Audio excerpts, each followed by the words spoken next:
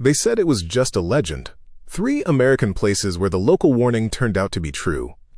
Hey, welcome back to Red State Horror. So I want to start tonight by asking you something. Have you ever been somewhere? Some small town, some stretch of road, some place out in the country, and the locals told you not to go somewhere? Not in a dramatic way. Just casually.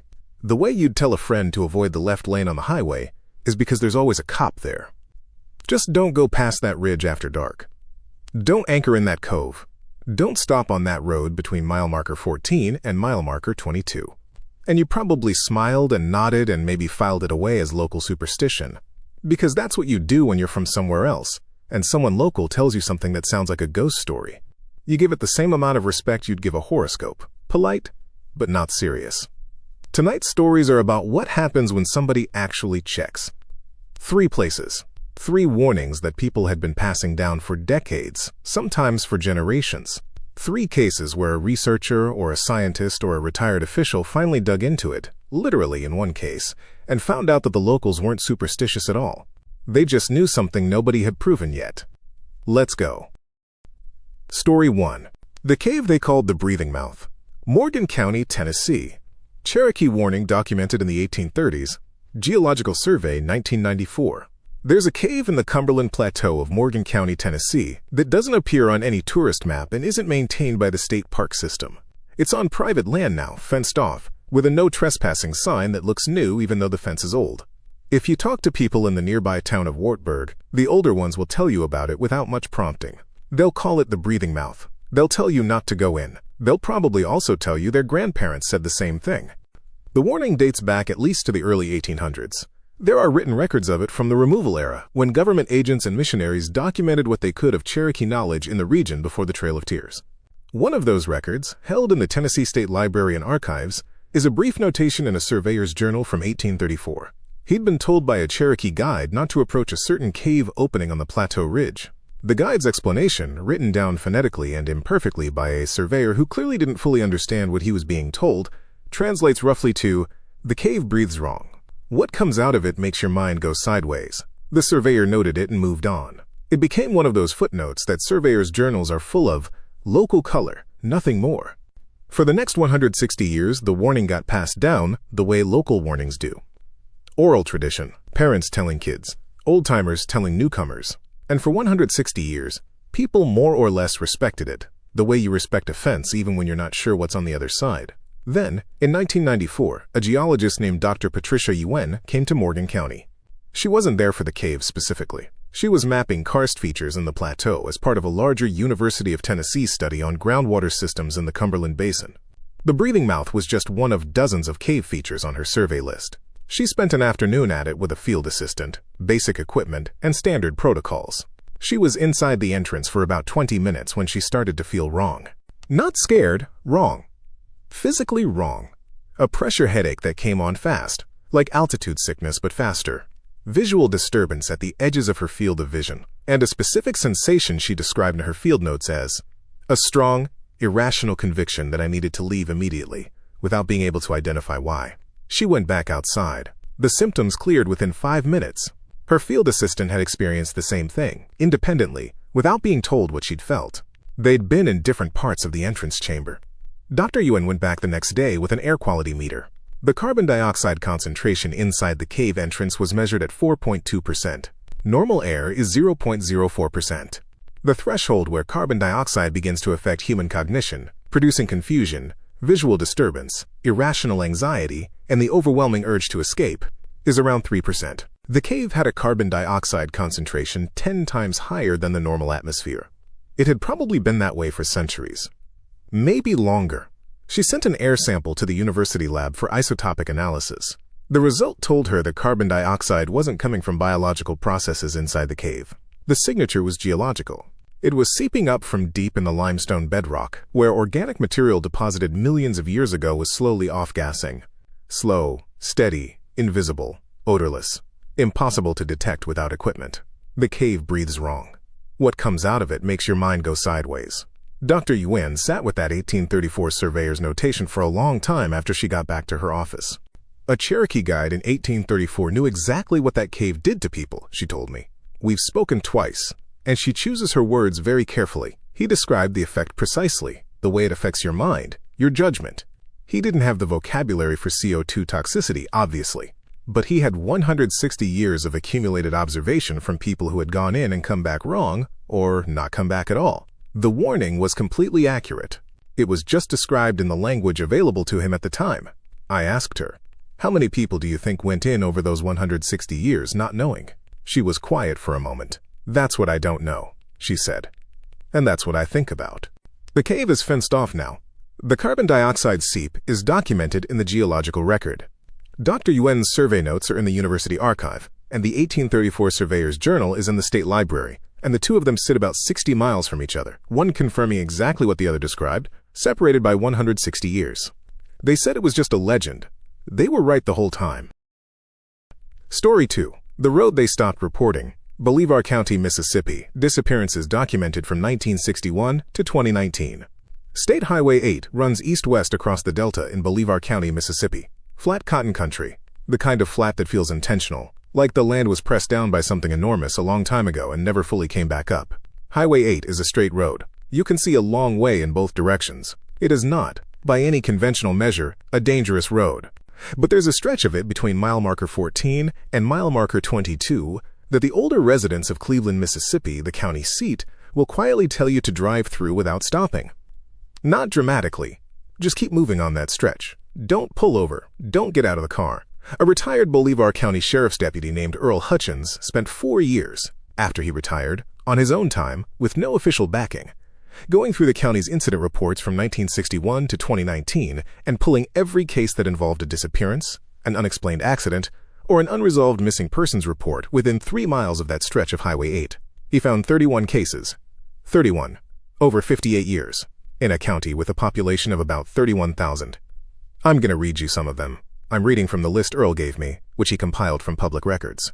First names only, because these are real people and real families. March 1961. Leonard W. 34, farmer.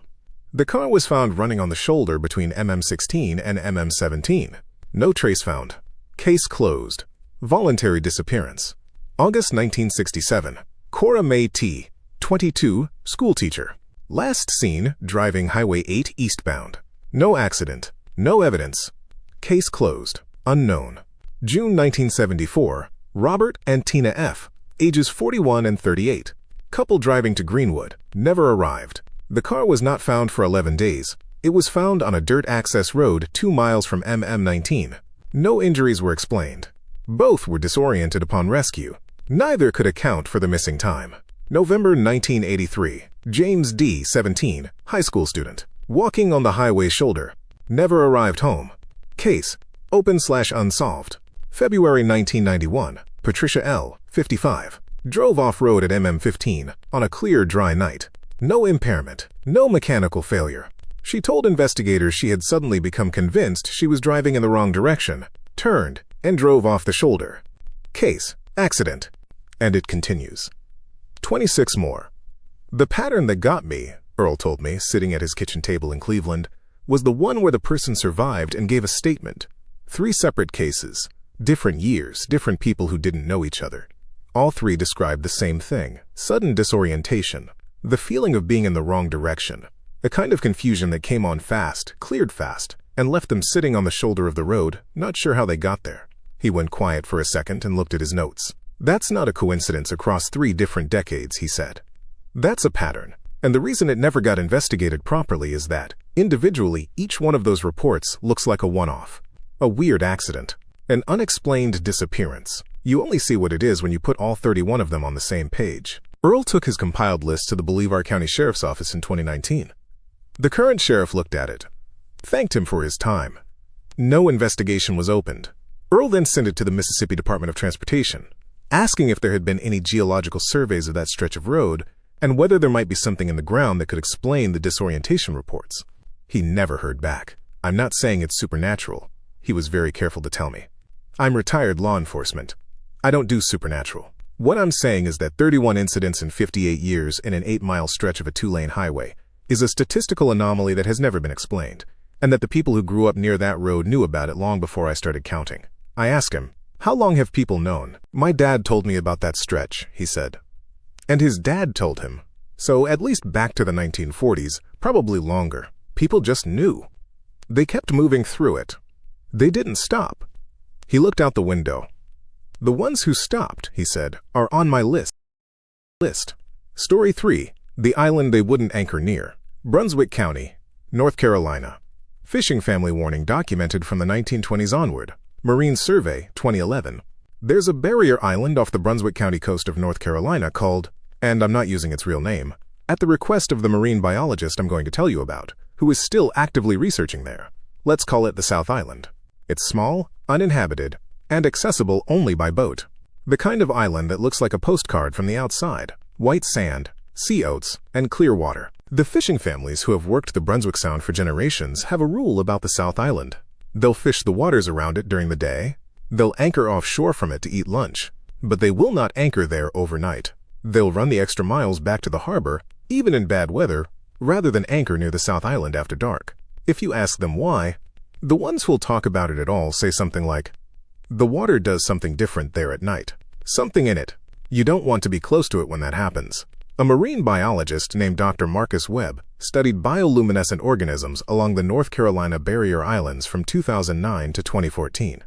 Bioluminescence, light produced by living organisms, is common in coastal waters. Certain algae, certain jellyfish, and certain bacteria produce it. It's beautiful, and it's usually harmless. Dr. Webb had heard the fishing family warning about the South Island secondhand through a colleague who'd grown up in Brunswick County. He added the island to his survey list out of curiosity. He wasn't expecting it to be different from the dozen other sites he was monitoring. On his first overnight survey at the site, in September 2011, he deployed his standard sensor array at dusk and went back to his research vessel to monitor. At 11:14 p.m., every sensor in the water near the South Island lit up simultaneously. The bioluminescence reading wasn't just high. It was off his equipment's standard measurement scale. He had to recalibrate on the fly. When he got a stable reading, the biomass producing the light in a 200-meter radius around the island was, he paused when he described this to me, choosing the word carefully, substantial. His word, not mine. The volume of bioluminescent biomass that was producing that reading would have to be an organism, or a colony of organisms, of a size that shouldn't be in coastal North Carolina waters, he told me. I'm going to be careful here because I'm still publishing on this, and I don't want to get ahead of the data. But I can tell you that what I measured that night does not correspond to any cataloged coastal species in the peer-reviewed literature. He went back 8 more times over the next 2 years. The event happened on 5 of those visits. Always after 11 p.m. Always centered around the South Island. Always unmeasurable on his standard scale. He submitted his preliminary findings to 2 colleagues for peer review. Both of them told him the biomass numbers were impossible and suggested an equipment calibration error. He replaced his equipment entirely before his 4th follow-up survey. Same readings. I asked him the obvious question. What does he think it is? I genuinely don't know, he said. There was no performance in it. No drama. Just a scientist who'd been sitting with an answer he couldn't explain for over a decade. I have a hypothesis. I'm not going to share it publicly until I have enough data to support it. What I can tell you is that something in that water, in the area around that island, is large enough to produce those readings. And the fishing families who've worked that sound for 100 years knew not to be in the water near it at night. I asked him, did they ever tell you what they thought it was? One of them did, he said, an older man who has been fishing the sound for 50 years. He said his grandfather called it the deep sleeper. It said it didn't bother you if you didn't bother it. Said the rule was, when the water lights up, you go home. He paused. I've started following that rule myself, he said. 3 warnings. 3 generations of local people who knew something without being able to prove it. 3 researchers who proved it without fully understanding what they'd found. That's the thing about local